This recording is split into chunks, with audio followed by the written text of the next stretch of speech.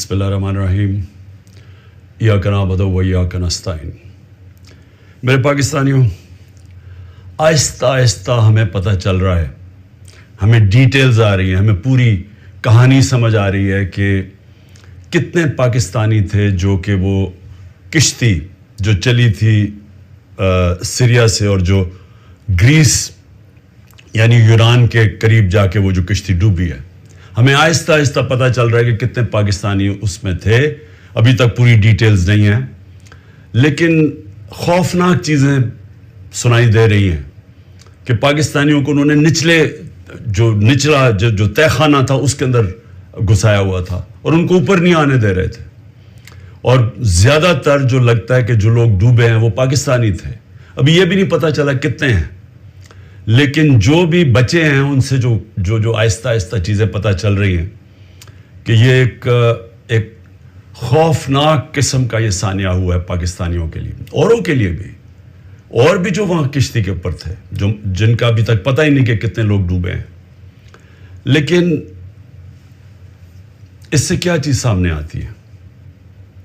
اس سے یہ چیز سامنے آتی ہے کہ جو پیسے والے لوگ ہیں، جو پروفیشنلز ہیں، جن کی دنیا میں ڈیمانڈ ہے، جن کو آرام سے ویزا مل جاتا ہے، ان میں سے تو 9-10 لاکھ پاکستانی ملک چھوڑ کے چلے گئے، کیونکہ ان کو امید چلی گئی ہے کہ ان کو لگتا ہے کہ اب یہ پاکستان ادھر جا رہا ہے کہ ادھر اس کا کوئی مستقبل نہیں ہے، تو وہ تو ملک چھوڑ کے چلے گئے، اور وہ چھوڑتے جا رہے ہیں جن لوگوں کے پاس پیسہ ہے یا وسائل ہے یا ہنر ہے یا پروفیشن ہے۔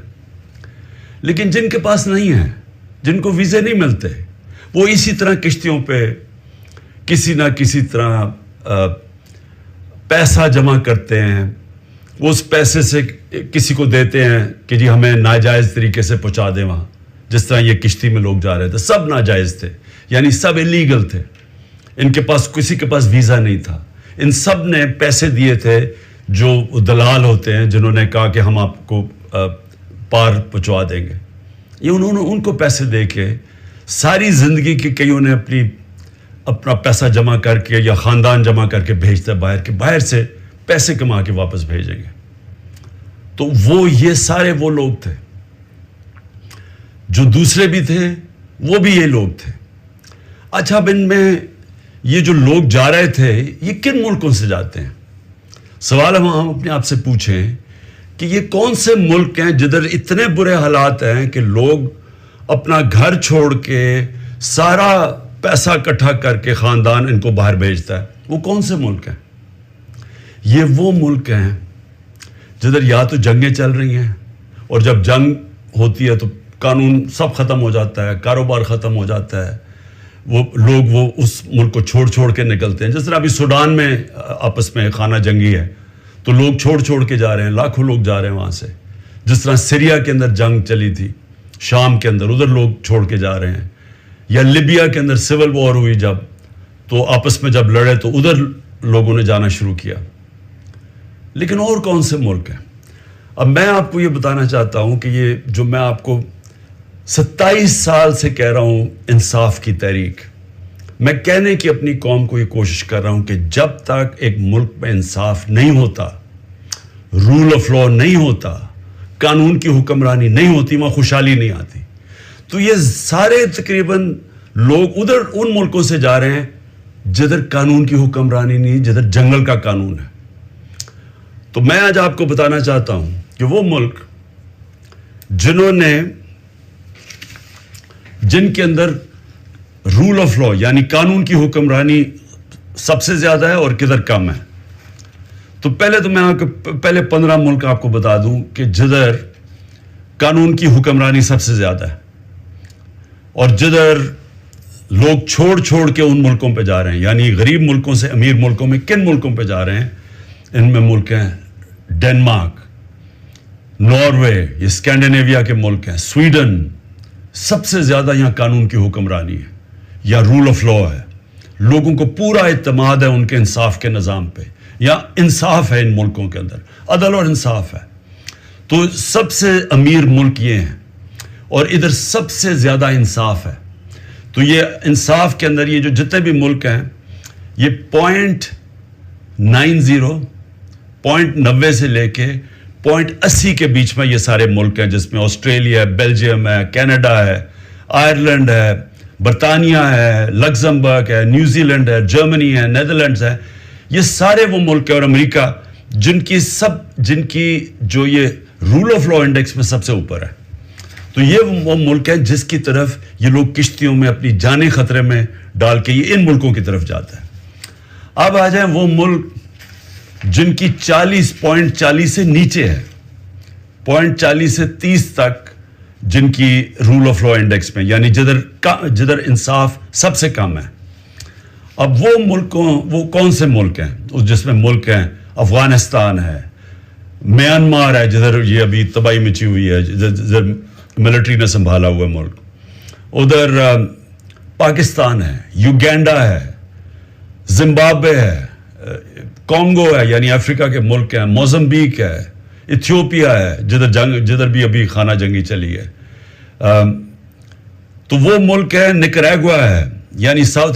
सो ये वो मुल्क हैं जिधर सबसे कम इस वक्त कानून की हुक्मरानी यानी रूल ऑफ लॉ है, जिधर सबसे कम इंसाफ है। इन सारे मुल्कों से ये वो मुल्क हैं जिधर सबसे कम है। इधर से लोग जा रहे हैं उन मुल्कों में जिधर सबसे ज्यादा इंसाफ, और क्योंकि इंसाफ है, खुशहाली है। मैं ये आपको क्यों आज बता रहा हूं? मेरे पाकिस्तानी भी मेरी जरा गौर से बात सुन रहे हैं। मैं फिर से कहता हूं कि इमरान खान वो खुशकिस्मत इंसान है, अल्लाह ने इसको सब कुछ दिया। जो मैंने जिंदगी में अल्लाह से अपने लिए मांगा उसने मुझे दे दिया। मैं आपको ये इसलिए बता रहा हूं कि पाकिस्तान का ये रूल ऑफ लॉ इंडेक्स में से 140 मुल्क में हमारा नंबर 129 है, यानी 129वीं नंबर उस मुल्क का है जिधर सबसे कम इंसाफ है। अब ये सोच लें कि ये इंडेक्स उधर का है जब से ये 9 मई के बाद मुकम्मल तौर पे यहां कानून की धज्जियां उड़ाई गई हैं। 9 मई के बाद पाकिस्तान में वो बहाना मार के, और मैं इंशाअल्लाह जब भी अल्लाह मौका देगा मैं ये साबित करूंगा, क्योंकि अब तो मुझे डिटेल्स आ गई है सारी, कि हमारे अंदर लोग घुसाए हुए थे जिन्होंने ये प्लान करके ये आगे लगाई है, और ये हर जगह से एक ही आवाज है, ये हमारे लोग नहीं थे। मैंने एक से पूछा है, हमारे लोग छुपे हुए थे, क्योंकि वो छुपे हुए या जेल में है। मुझे थोड़ा आहिस्ता आहिस्ता लेट पूरी तरह इसकी खबरें मिली हैं, लेकिन जिससे भी मैंने पूछा है उन्होंने एक चीज कही है जी, कि एकदम कोई लोग आते थे और ये एकदम सरों को इश्तियाल दिलवाते थे कि चलो वहां चलो, उधर चलो जी, GHQ चलो, चलो इधर जाके ये जो जहाज चौक पे मियाँ वाली में इसको आग लगा दो। लोग कहे जी अब हैं कौन, वो हमारे तहरीक इंसाफ ने कभी देखे ही नहीं थे। तो ये हर जगह से ये आई है। कोर कमांडर घर का जला दिया गया, बड़ा शोर मचाया गया, लेकिन आज तक कोई IG पुलिस से पूछा है कि 2-3 घंटे लग रहे हैं क्राउड को आने के लिए, आप किधर थे? जो ट्रंप के लोगों ने जब उनकी पार्लियामेंट कैपिटल हिल के ऊपर जब उन्होंने चढ़ाई की, सबसे पहले पुलिस चीफ को फारिग किया। तो इधर तो ये इसको तो कोई पूछ ही नहीं रहा। और क्यों नहीं अभी तक CCTV कैमरा की सारों को टीवी के ऊपर डिटेल्स आई? सारा वक्त टीवी पे प्रोपेगेंडा चल रहा है। बताएं तो सही, वो शक्लें तो बताएं। क्यों नहीं सही माने में हमारा क्यों नहीं मौकफ लिया गया? हम सारों को पकड़ के जेलों में डाल दिए हैं, केसेस कर दिए हैं। मेरे ऊपर, मैं जेल के अंदर था, 9 मेरे ऊपर, जेल में जब मैं था 9 क्रिमिनल केस कर दिए हैं कि मैंने इनको इश्तियाल दिलवाया था। कोई सबूत है? कोई हाँ जी हमारे पास आती है जी कि हमारे पास बड़े सबूत जमा किए हुए। मैं चैलेंज करता हूं, ये तो छोड़ो, 27 साल मेरी पॉलिटिक्स में एक दफा बताओ कि मैंने कभी किसी को कहा हो कि पुरअमन एहतजाज के अलावा कोई एहतजाज करो। एक दफा मुझे कोई बता दे। मेरे सारे पार्टी सीनियर्स को मेरी पॉलिसी का पता था, और सारे सीनियर्स वही बातें कर रहे थे, पुरअमन एहतजाज। हम कहीं भी पुरअमन एहतजाज कर सकते हैं, ये हमारा आइन हमें इजाजत देता है, कोई नो गो एरिया नहीं है। लेकिन ये जो जलाना था, ये एक प्लान साजिश के तहत इसलिए हुआ कि उसके बाद पूरा एक्शन तैयार था। एकदम 48 घंटे में 10,000 लोगों को जेलों में डाल दिया, और सारा कुछ ब्लैकआउट मीडिया से, और सारा कंट्रोल हो गया एकदम। तो जो पहले से प्लान बना हुआ था वो मौका मिल गया کہ ایک دم اس موقع کا فائدہ اٹھاتے ہوئے ایک دم لوگوں کو انہوں نے پارٹی کو ختم کرنے کے لیے پورا پلان بنا ہوا تھا. لیکن میں آج آپ سب سے کیوں یہ بات کرنا چاہتا ہوں, دیکھیں جس طرف ہم اب نکل گئے ہیں نا, آپ یقین کریں اس ملک کا کوئی مستقبل نہیں ہے. میں اپنے ملک کے لیے اب کہہ رہا ہوں, میں نے بڑی کوشش کی ہے اسٹیبلشمنٹ کو اور آرمی چیف کو پیغام دینے کے لیے, لیکن وہ شاید یہ سمجھتے ہوں کہ میں کو کمزور ہو گیا ہوں, میں کو گھبرا گیا ہوں, یا میرے کیونکہ لوگ نہیں ہیں میرے یہ سارے اندر, مجھے اکیلا کیا ہوا ہے, تو شاید میں اس لیے کہہ رہا ہوں. میں آپ سے نہیں, جب سے میں حکومت سے گیا ہوں تب سے میں لگا ہوں کہنے کہ ہمارے ساتھ بات چیت کرو. 2 دفعہ جنرل باجوہ سے میں ملا بات چیت کرنے کے لیے. میں نے اپنی ٹیم بنائی جنہوں نے جا کے جنرل باجوہ سے میٹنگ کی کہ اس کا راستہ نکالو. میں پاکستان کی بات کر رہا تھا کہ ملک کے لیے کیا بہتری ہے, تو کوئی یہ نہ سمجھے کہ میں کمزوری میں بات کر رہا ہوں. مجھے خوف آ گیا ہے کہ یہ میرا ملک تباہ ہو رہا ہے, اور میں واضح کر دوں میں نے کبھی یہ ملک چھوڑ کے نہیں جانا. مجھے کوئی کہے کہ جی آپ کوئی باہر چلے جائیں, کوئی ڈیل کر لے, میں حقیقی آزادی کی جدوجہد 27 سال سے کر رہا ہوں. میں ڈیلز کرنے کے لیے نہیں کر رہا کہ جی اگر یہ کریں تو ہم آپ کو آگے وزیر اعظم بنا دیں گے, یہ کر دیں گے. میں یہ وزیر اعظم کے لیے نہیں کر رہا, میں ایک اپنے ملک کے اور اپنے ملک کے بچوں کے مستقبل کے لیے کر رہا ہوں. میں باتیں بھی آپ کے لیے اس لیے کہتا ہوں کہ ڈائیلاگ کرو, کیونکہ جس طرف یہ نکل گئے ہیں یہاں تو آگے اندھیرا ہے.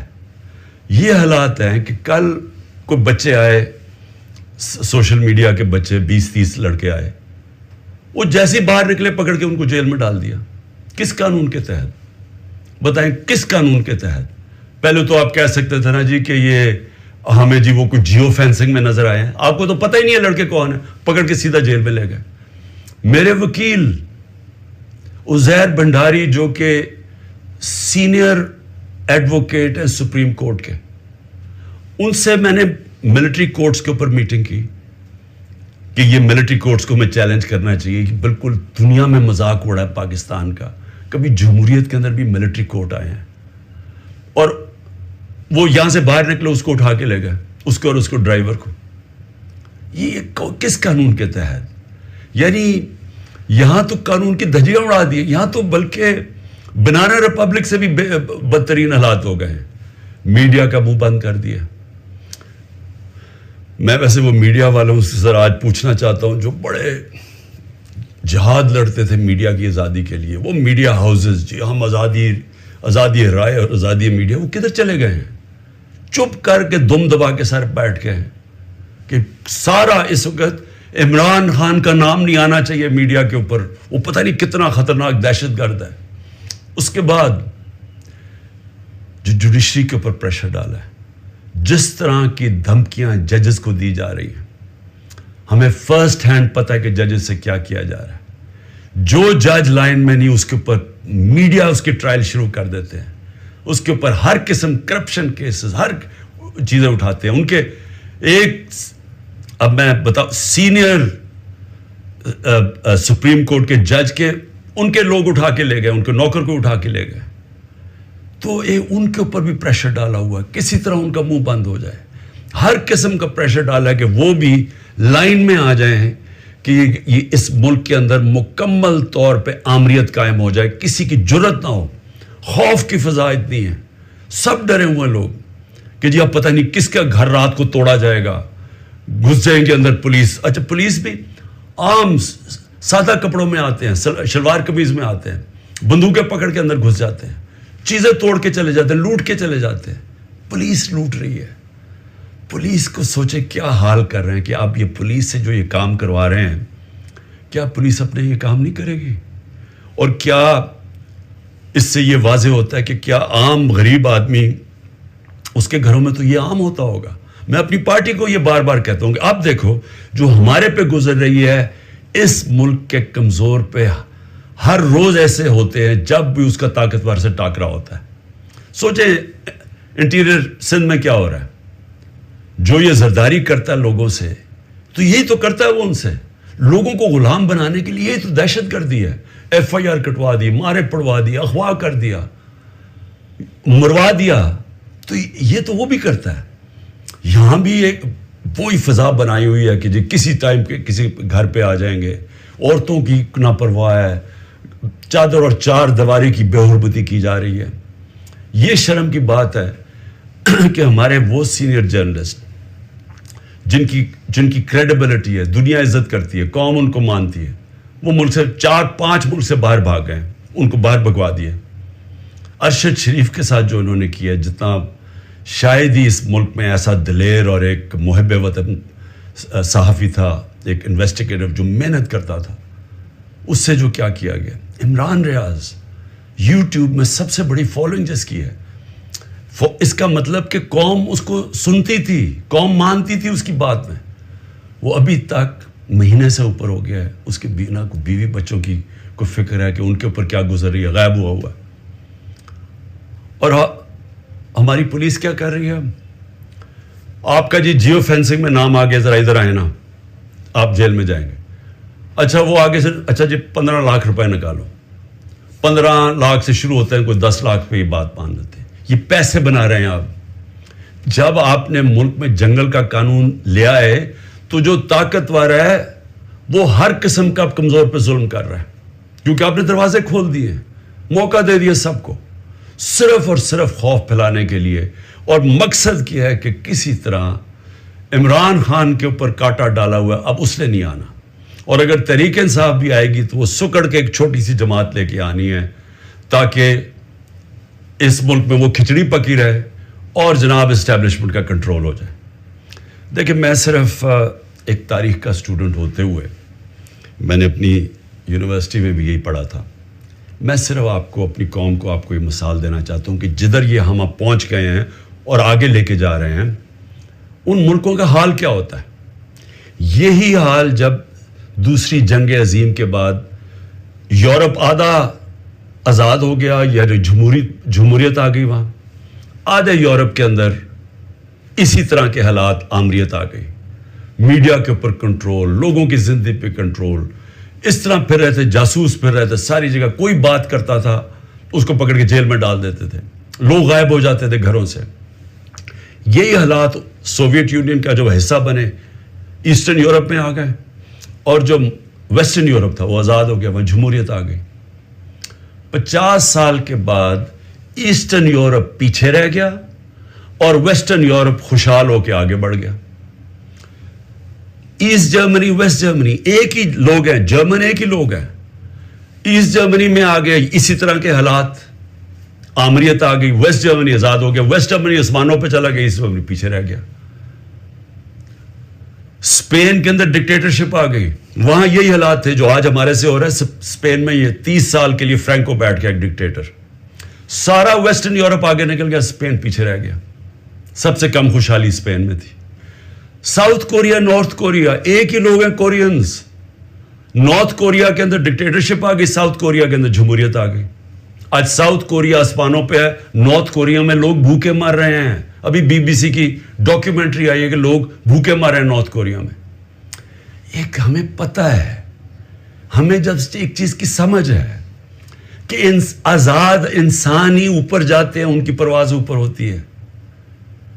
جب قرآن کے اندر فرعون کو, اس کے تکبر کو, اس کے خلاف اللہ جب اس کے اوپر جب تبصرے ہوتے ہیں قرآن میں, تو کیا ہوتا ہے کہ فرعون انسانوں کو غلام بنا رہا تھا, اور لا الہ الا اللہ انسان کو انسان کی غلامی سے آزاد کرتا ہے.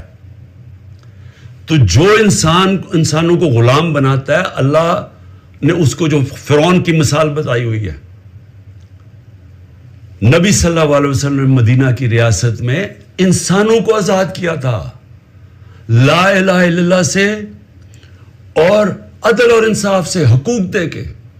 ہر انسان کے حقوق تھے, عورتوں کے حقوق دیے گئے, غلاموں کے حقوق دیے گئے, اقلیتیں برابر کے شہری بن گئے. حضرت علی رضی اللہ تعالیٰ کیس ہار جاتے ہیں یہودی شہری سے جب وہ خلیفہ وقت ہوتے ہیں. اس طرح کا انصاف تھا.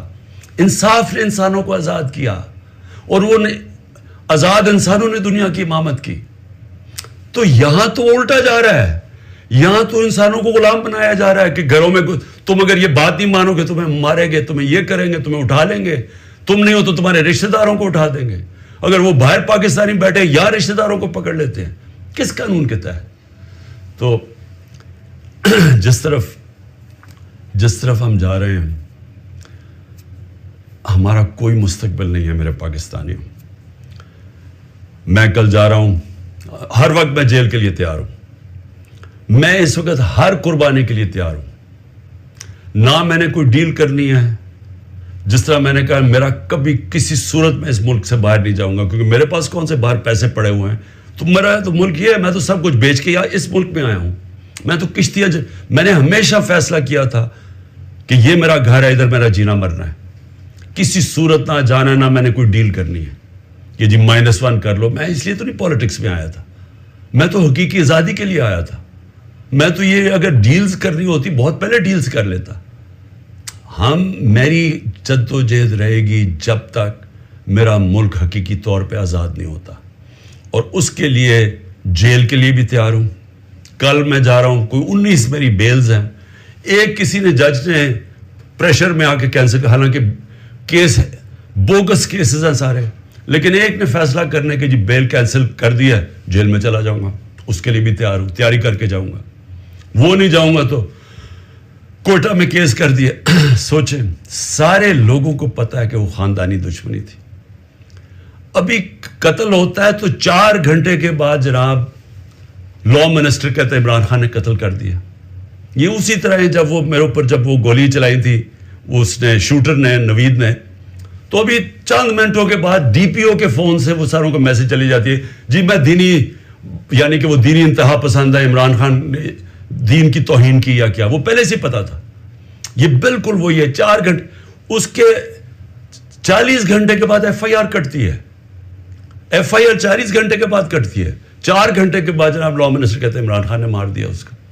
جس طرح عمران خان کو بڑا کوئی خطرہ تھا اس کیس سے, یا اس نے کوئی پہلے بڑے قتل کیے, 150 تو کیسز اور تھے.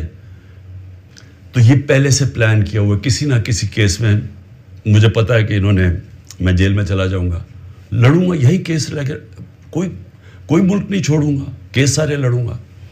لیکن میں اپنی قوم کو ایک پیغام دینا چاہتا ہوں. دیکھیں, یہ آپ کا بہت بڑا امتحان ہے. اللہ نے آپ کو بڑے امتحان میں ڈالا ہوا ہے. قرآن میں وہ کہتا ہے میں بار بار تمہارے ایمان کو مشکلوں سے آزماؤں گا. یہ ٹائم ہے آپ کا, اب ایمان آزمایا جا رہا ہے. زندگی موت اللہ کے ہاتھ میں ہے. میری طاقت کدھر سے آتی ہے؟ مجھے پورا ایمان ہے کہ جب اللہ نے فیصلہ کیا میں نے جانا ہے, کوئی مجھے روک نہیں سکتا. اور اس نے جو مجھے 2 دفعہ بچایا ہے, ان کے انہوں نے جو قتل کرنے کی کوشش کی, کیونکہ اس نے بچایا ہے, اس کا فیصلہ تھا, میں نے ابھی نہیں جانا. میرا ایمان ہے, عزت ذلت اس کے ہاتھ میں. جو مرضی پروپیگنڈا کریں, ٹی وی میں گند اٹھا لیں, نہیں ذلیل کر سکتے, کیونکہ اللہ نے اپنے ہاتھ میں رکھا ہو. اور رزق اللہ کے ہاتھ میں. جو لوگوں کے گھر توڑے جا رہے ہیں, فیکٹریاں بند کر رہے ہیں, بزنسز بند کر رہے ہیں, اور سوچیں بزنسز بند کر رہے ہیں, کون پاکستان میں پیسے انویسٹ کرے گا؟ مجھے بتائے نا.